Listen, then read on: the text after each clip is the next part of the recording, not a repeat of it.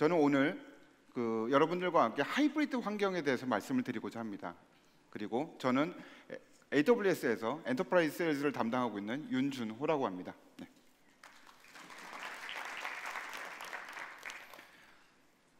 그러니까 하이브리드가 여러분한테는 목적인가요? 과정인가요?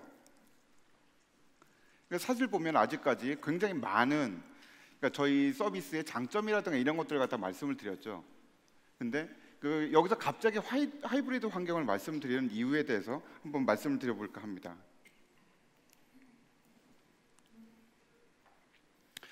보면 역사적으로 새로운 기술들이 생겨나면 여러 가지 단계를 거치게 되죠.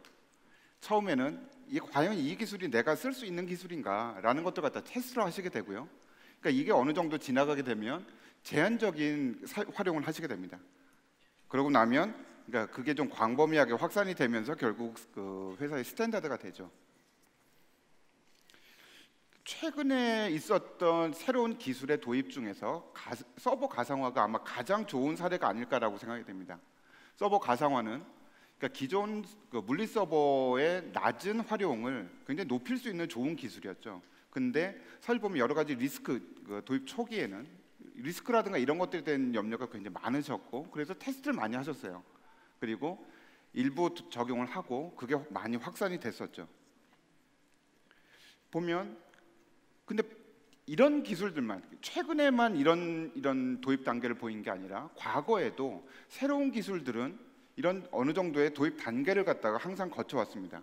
보면 기억을 조금만 좀 옛날로 좀 거슬러 올라가 보시면 유닉스라든가 SQL 이런 것들도 사실 도입 단계 초기에 많은 논란이 있었죠. 그러다가 자연스럽게 회사의 스탠다드로 자리 잡게 됐습니다.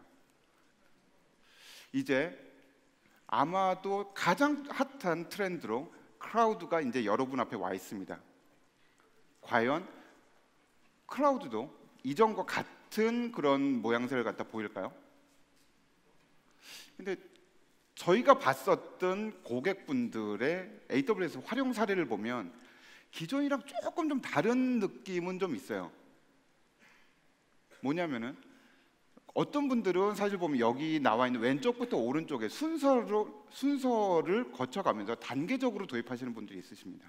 굉장히 조심스럽게 이렇게 도입하시는 분들도 계세요. 근데 기업이 특정 어떤 워크로드라든가 이런 것들의 어떤 니즈가 강하시면 실제로 프로덕션부터 도입을 하고 계시는 그런 부분도 있습니다. 그래서 저희가 봤을 때 이런 것들이 조금 기존이랑은 좀 다르다라는 생각은 드는데, 그럼 여기서 왜 그럼 기업은 하이브리드 환경 그리고 클라우드를 갖다가 도입을 고민을 할까요? 그러니까 그 이유에 대해서 전통적으로 제일 저희 AWS를 제일 많이 잘 활용하시는 업체를 보면 스타트업이라고 할 수 있습니다. 그러니까 스타트업은 시작을 되게 많은 부분 저희 AWS 클라우드에서 시작을 하십니다. 그 이유는 일단 초기에 많은 투자가 필요가 없죠. 그리고 여기 보시는 많은 서비스들이 어느 순간인가 갑자기 굉장히 파퓰러해지는 그런 케이스가 있어요. 이럴 때 굉장히 능동적으로 그리고 신축적으로 그런 인프라, 트래픽 디맨드에 대해서 인프라를 갖다가 신축적으로 운영할 수 있는 그런 장점이 있었기 때문입니다. 근데 이런 니즈는 스타트업들한테만 필요한 거냐는 거죠. 사실 엔터프라이즈한테도 굉장히 많이 필요한 그런 그런 내용이거든요. 보면 그리고 이렇게 저희 AWS에서 시작하신 여러 서비스들은 기존 시장에 굉장히 큰 임팩트를 주고 있습니다. 예를 들면 에어비앤비가 호텔 인더스트리에 가져온 변화는 굉장히 크죠. 그리고 아까도 노경훈 매니저가 얘기했었던 플립보드라든가 이런 것들이 기존 잡지 시장에 가져온 영향도 굉장히 크다고 생각합니다. 예를 들어서 에어비앤비 같은 경우 AWS 시작해서 호텔 시장에 새로운 자신들만의 비즈니스 모델로 시장을 확대를 했고, 최근에 월드컵과 올림픽을 갖다가 같이 개최한 브라질 같은 경우는 에어비앤비가 다른 호텔 체인들을 갖다 다 제치고 최대의 숙박업체가 됐어요. 이런 것들은 굉장히 기존 인더스트리, 기존 기업들한테는 굉장히 그러니까 위협적인 그런 모양새로 다가오죠.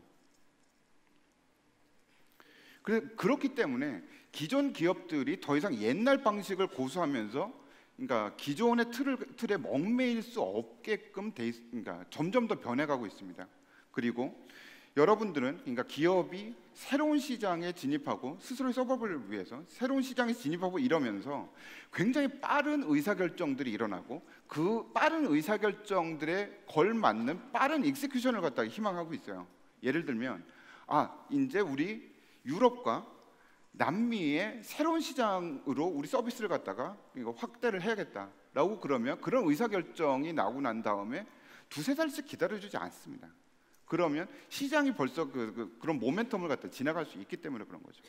그리고 예를 들면 요즘 많이 하는 것 중에 하나가 고객의 데이터라든가 이런 것들을 분석을 해서 내 의사결정에 도움을 받는, 그러니까 그런 것들 갖다가 그 데이터 웨어하우싱 서비스라든가 BI 툴을 통해서 많이 하시는데, 하려고 그러니까 한 1테라 정도의 데이터 웨어하우싱 서비스가 필요하다. 그럼 비즈니스 니즈 때문에 그럼 바로 지금 시작했으면 좋겠는데 실제로는 그런 것들이 쉽지 않죠. 근데 저희 서비스 AWS에서는 이런 필요한 서비스들이 불과 몇 분 안에 여러분들한테 제공될 수 있는 그런 특징을 갖고 있습니다. 그리고 방금 전에도 얘기를 했지만 성공을 위해서는 실패의 그러니까 대가가 굉장히 작아야겠죠.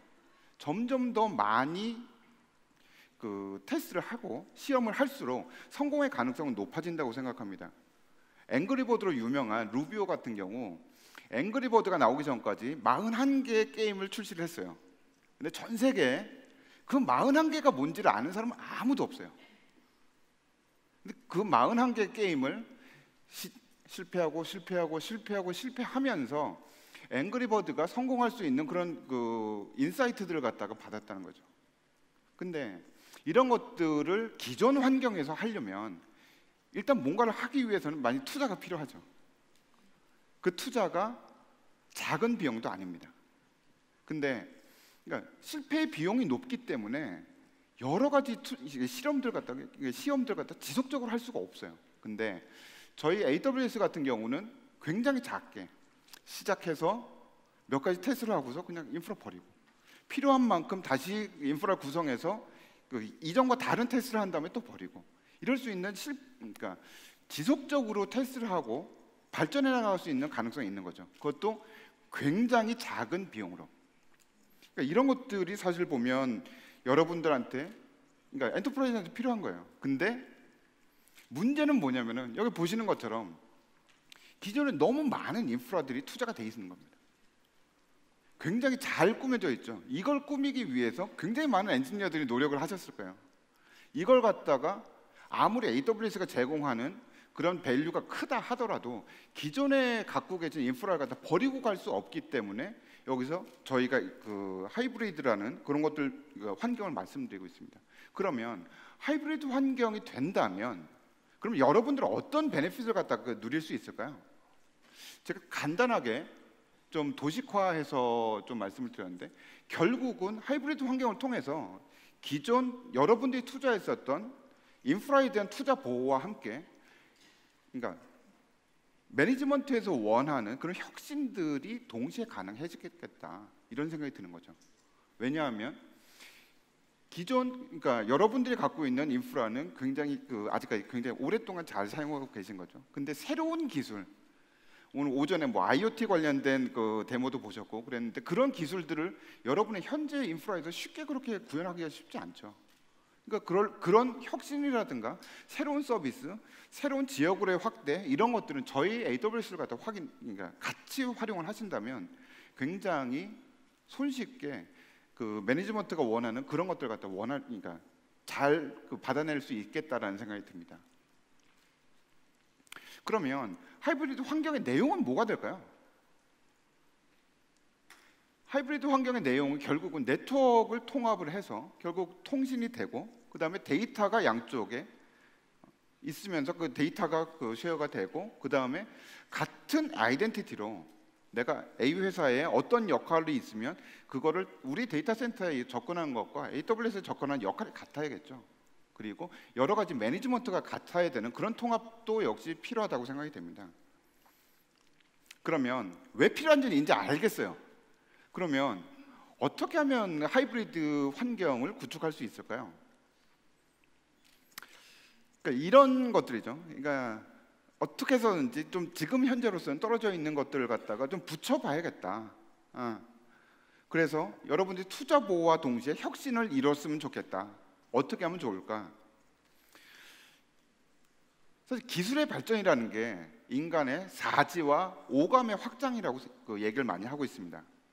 마치 그러니까 망원경이 여러분 시야를 굉장히 크게 확장한 것처럼 저희 AWS는 여러분들 기존에 갖고 계셨던 데이터 센터의 굉장히 큰 확장이라고 생각이 돼요. 이런 장점을 가지려면 여러 가지가 필요할 것 같은데 그 중에 이 많은 서비스 중에 저는 오늘 VPC와 다이렉트 커넥트에 대해서 중점적으로 좀 말씀을 드리고자 합니다. 일단 VPC는 이전에 잠깐 말씀드린 것처럼 저희 보안을 위해서 그러니까 Virtual Private Cloud의 약자로 보안을 위해서 그러니까 여러분들한테 프라이빗한 공간을 드리는 거예요. 퍼블릭 서비스에서. 그러면서 기존에 여러분들이 여러분들의 데이터 센터에서 쓰셨던 사설망을 갖다 쓰실 수 있게 하는 겁니다. 그래서 여러분들이 기존에 데이터 센터에서 쓰셨던 사설 IP의 체계를 그대로 퍼블릭 서비스인 AWS에서 같이 활용하실 수 있는 거예요. 이렇게 되면 여러분들이 대부분의 웹 서비스라든가 이런 것들이 두 개로 나뉘어지죠. 그러니까 퍼블릭을 페이싱하고 있는 서비스와 내부를 보고 있는 이 서비스로 시스템으로 좀 구분이 가능하고요. 이거를 나중에 나트를 통해서 연결할 수 있습니다. 그러면 사실 여러분들이 지금 그러니까 실제 언프레미스에서 활용하고 계신 그런 내용과 같은 선상에 있게 되는 거죠.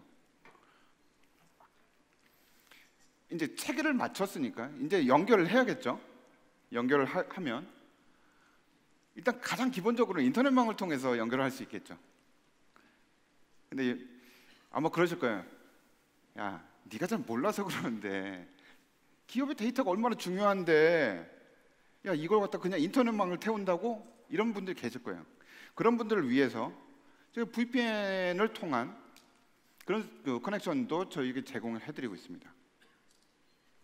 근데 여기서도 또 의문사항이 나오시죠? 아니 데이터가 얼마나 많은데 VPN 갖고 하라고. 그런 분들을 위해서 저희는 다이렉트 커넥트라는 서비스도 제공하고 있습니다. 다이렉트 커넥트는 저희가 제공하고 있는 지정하고 있는 다이렉트 커넥트 로케이션에 여러분들이 전용선으로 연결을 하시는 거예요. 그러면 전용 회선이 갖고 있는 속도와 안정성 이런 것들을 같이 누릴 수 있는 그런 서비스가 되겠습니다. 그러면 여기서는 또 그런 말씀을 하실 수 있겠죠. 아니 기업이 갖고 있는 서비스의 성격과 트래픽과 이런 것들이 얼마나 다양한데 라고 생각하시는 그런 분들을 위해서 아까 말씀드린 것들 갖다가 시적절하게 잘 믹스앤매치해서 쓰실 수 있어요. 그러니까 퍼블릭 페이스, 그러니까 그다지 보안이 그러니까 높은 수준의 보안이 필요하지 않는 거는 그냥 뭐 인터넷을 통해서도 하실 수 있고 그러니까 VPN을 여러 개를 갖다 해서 그러니까 양쪽을 갖다 커뮤니케이션 하실 수도 있고 진짜 중요하고 많은 데이터가 필요하면 다이렉트 커넥터를 활용해서 여러분들의 데이터 센터와 저희 AWS를 연결하실 수 있습니다. 자, 이제 연결까지 됐어요. 그러면 여러분들은 이제 뭘 하실 수 있을까요? 이제 뭘 하면 좋을까요? 제가 생각할 때 여러분들이 사무실에서 많은 뜬금포를 받는다고 생각합니다. 그것 중에 일부는 이런 것들일 것 같은데요. 스토리를 사놨어요. 연초에. 근데 갑자기 데이터가 폭증을 해갖고 예정이 없었던 스토리를 또 사야 된다거나 어디 있는지도 지금은 기억이 가물가물한 백업된 테이프가 잘 있는지도 이게 나중에 언젠가 야 그거 잘 있어? 그 데이터 좀 갖고 와봐라고 그랬을 때 이게 잘 살아야 되는데 라는 걱정을 하고 계시는 백업 관련된 것도 있고요. 작년 상반기에 굉장히 많은 고객분들이 고민하셨던 DR 관련해서 갑자기 그러니까 위에서 얘기를 하죠. 야, 우린 DR 어떻게 할 거냐? 그냥 한마디 툭 던지세요. 그리고 잊어버리기도 하시고, 예. 그리고 최근에 그러니까 또 위에서 야, 빅데이터 우리는 안 하냐? 라는 그 요구도 있을 수 있죠. 그리고 어느 날 회의를 갔다 오신 팀장님께서 야, 우리 이제 남미로 진출한단다, 야, 이러실 수도 있어요. 근데 이 많은 것들이 예고가 없어요, 사실은. 그러니까 IT를 준비하시는 측면에서는 진짜 항상 좌불안석이 될 수밖에 없죠. 하지만 이제 여러분들 이전 시간과 지금 시간을 통해서 이런 급박하고 이런 요청사항이 있을 때 여러분들 이제 아이디어가 생기셨을 거라고 생각합니다. 첫 번째로 데이터 저장인데요. 이전 시간에 노경훈 매니저가 얘기했었던 S3를 말씀드릴 수 있습니다. S3는 Unlimited Object Storage로 기가바이트당 0한 30원 정도에 모시고 있고요. 1TB를 사용한다 하더라도 한 달에 33원, 그러니까 33불.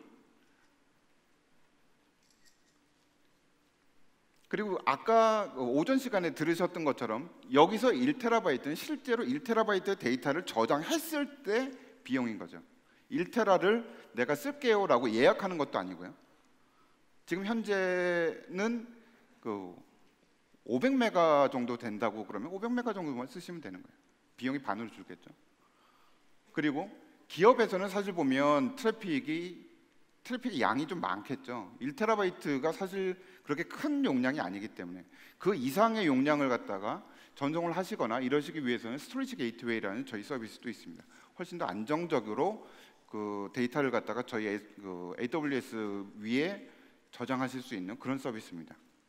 그리고 그 이후에 아마 세션이 있을 걸로 기억하는데 저희 마켓플레이스에 훨씬 다양한 기능이라든가 이런 것들을 제공하는 다양한 저희 그 AWS 마켓플레이스 파트너들이 있습니다. 그런 분들의 기능이라든가 이런 것들을 통해서 훨씬 더 용이하게 잘 사용하실 수 있을 거라고 생각합니다. 데이터 백업. 여러분들 아마 그 테이프라든가 VTL을 통해서 아마 데이터를 백업하고 계실 거예요. 그리고 이전 시간에 여러분들이 들으셨던 것처럼 저희 S3 그리고 글래시어를 갖다 같이 컨비네이션해서 잘 쓰시면 데이터의 라이프 사이클 매니지먼트가 가능해지죠. 그리고 이것도 역시 1테라 백업 시 월 11불에 모시고 있습니다.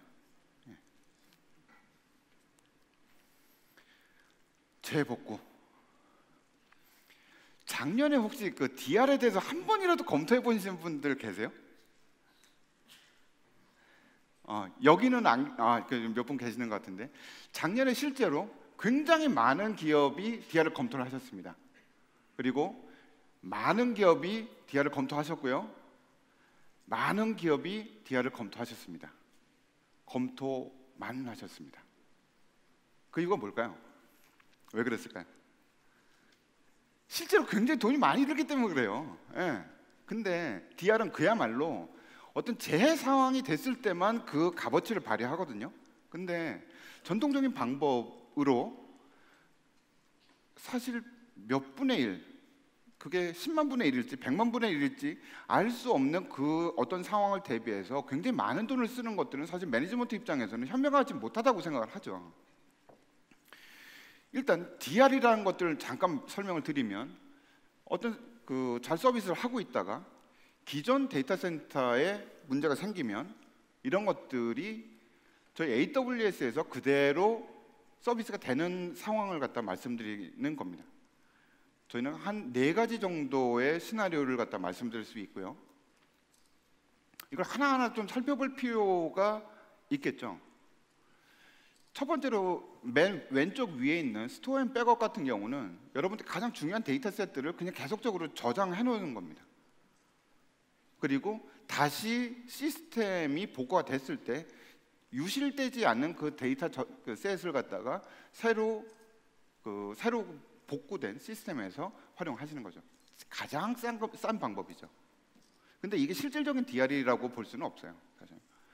그러면 파일럿 라이트는 뭐냐? 왼쪽 아래 여러분들이 지금 갖고 계신 시스템을 갖다가 저희 AWS에 똑같이 구성을 하십니다. 하시고 여기서 가장 중요한 건 데이터죠.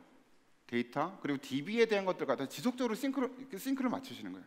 그리고 나머지 시스템 관련된 것들은 잘 구성해 놓은 다음에 인액티브로 놓습니다. 그러면 인액티브로 놓은 것들은 돈이 들지 않죠.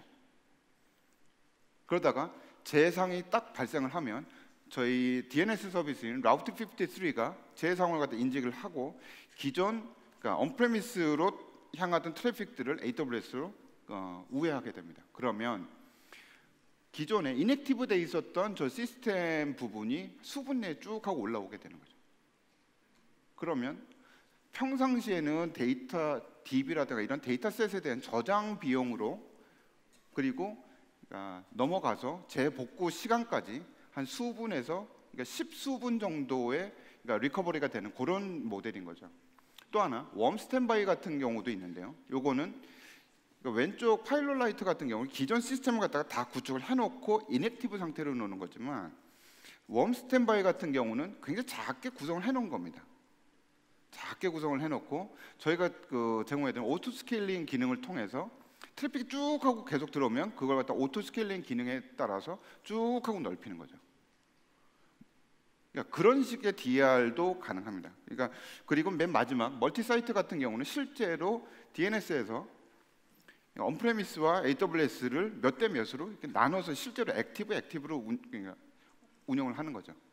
그러다가 재상에 오면 그런 것들이 쭉 하고 웨이트가 달라지면서 저희 AWS에서 바로 그러니까 끊김없이 서비스가 지속될 수 있는 그런 시나리오를 갖다 제공하고 있습니다. 요즘 또 가장 또 핫한 트렌드 중에 하나가 데이터 분석이죠. 요즘 빅데이터 분석이라는 화두가 IT 쪽에서 그러니까 팀 회의라든가 이런 쪽에서 나오지 않으면 오히려 더 이상할 정도로 굉장히 핫한 그런 내용입니다. 근데 데이터 분석이 쉽지 않죠. 일단 양도 많고요. 구성하는 인프라도 되게 복잡합니다. 이런 것들을 갖다가 저희 AWS에서는 서비스로 제공을 하고 있어요. 그런 것들을 잘 쓰고 있는 고객 몇 고객의 사례를 갖다 말씀드리고자 합니다. 일단 금융시장 쪽에서의 그러니까 활용이 굉장히 돋보입니다. 금융시장 AON이라든가 S&P 캐피탈 같은 경우는 그러니까 시뮬레이션을 해서 그러니까 시장이 굉장히 그러니까 복잡하게 돌아가고 있죠. 이런 것들을 갖다 어떻게 하면은 더 좋은 수익이라든가 이런 것들을 낼 수 있는지에 대한 끊임없는 시뮬레이션을 하게 됩니다. 이런 것들을 활용을 위해서 저희 EMR이라든가 키네시스라든가 이런 분석 관련된 서비스를 굉장히 많이 이용하세요. 그리고 머크라든가 파이저라든가 이런 대형 그러니까 제약회사에서도 자신들의 서비스를 갖다가 그러니까 상품을 조금 더 개선하고 이러기 위해서 굉장히 분석 서비스를 쓰고 계십니다. 근데 이런 분석 서비스는 그러니까 기존에는 사실 보면 여기 보면 좀 뜬금없는 NTT 도코모가 나오죠. NTT 도코모는 일본의 넘버원 모바일 통신 사업자입니다. 모바일 통신 사업자가 저희 걸 쓴다는 게 사실 보면 왜 그러지? 라는 생각이 드실 수도 있죠. NTT 도코모 같은 경우는 굉장히 많은 서비스를 하면서 여기에 대한 사용자 피드백이라든가 이런 것들 갖다 지속적으로 분석을 합니다. 그래서 현재 서비스가 갖고 있는 보안점이라든가 이런 것들 내용 분석이라든가 그러니까 저희 레드시프트라는 데이터 웨어하우싱 서비스가 있어요. 이런 것들을 통해서 끊임없이 분석을 통해서 서비스를 지속적으로 개선해 나가고 있는데 활용하고 있습니다. 데이터 분석 서비스뿐만 아니라 마이크로소프트, SAP, 오라클 이런 기업용 핵심 서비스도 저희 AWS에서 올려서 사용하고 계신 고객들이 굉장히 많습니다. 그 몇 가지 사례만 좀 살펴보도록 하겠습니다.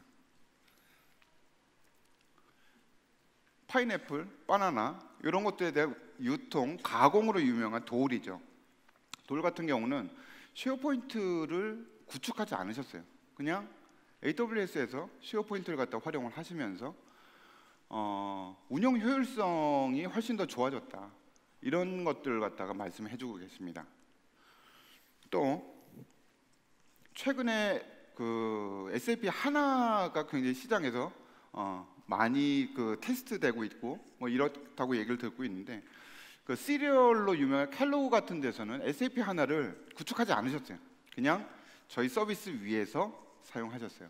그러면서 보면 AWS를 사용하면서 한 인프라에서 한 9억 정도, 그 정도는 절감한 것 같고, 그러니까 그것뿐만 아니라 이게 그 사용 자체가 굉장히 플렉시블하기 때문에 여러 가지 시험이 가능했다고 그렇게 말씀을 해주고 계십니다.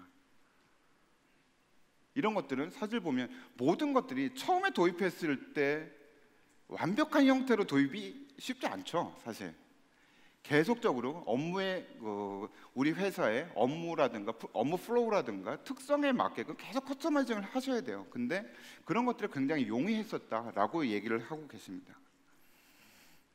이제 마지막입니다. 너무 숨가쁘게 말씀을 드려서 조실 틈을 제가 드리지 않은 것 같아서 저는 굉장히 다행이라고 생각하는데, 마지막으로 딱 3가지 정도만 좀 말씀을 드리고 싶습니다. 엔터프라이즈에서 하이브리드 환경이라는 주제로 말씀을 드리면서 여러분한테 말씀드리고 싶은 거는 지금 시작하실 수 있다는 거예요. 지금 시작하실 수 있습니다. 그리고 이미 많은 기업에서 다양한 유스 케이스를 활용하고 계십니다. 여기에 그 예시를 해드린 그런 기업뿐만 아니라 굉장히 다양한 워크로드를 저희 AWS에서 활용하고 계세요.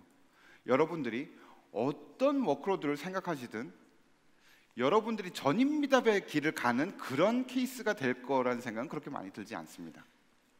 그리고 그냥 데이터 백업 아니면 그냥 가상 서버 이런 것들뿐만 아니라 다양한 업무에, 그리고 핵심 업무에 한번 적용을 해보시라 라는 것들을 꼭 말씀드리고 싶어요. 왜냐하면 그게 그러니까 대부분의 경우 그 직장에 다니시고 매니지먼트가 바라고 있는 그런 것들에 많이 접근하는 거기 때문입니다. 그러니까 매니지먼트에서 제일 원하는 것들은 그 자기 사업에 대한 비저빌리티 이런 것들이죠. 이런 것들을 다양한 실험을 통해서 최적화된 어떤 것들을 갖다가 굉장히 그러니까 손쉽게, 짧은 기간에 손쉽게 적은 비용으로 만약에 매니지먼트한테 제공할 수 있다면 여러분들의 인사고과나 퍼포먼스나 이런 것들이 달라지지 않을까 생각합니다. 그리고 마지막으로 이런 새로운 서비스, 새로운 시도라든가 이런 것들을 시도하고자 하는 여러분들을 응원해드리면서 이 자리를 마치고자 합니다. 네, 감사합니다.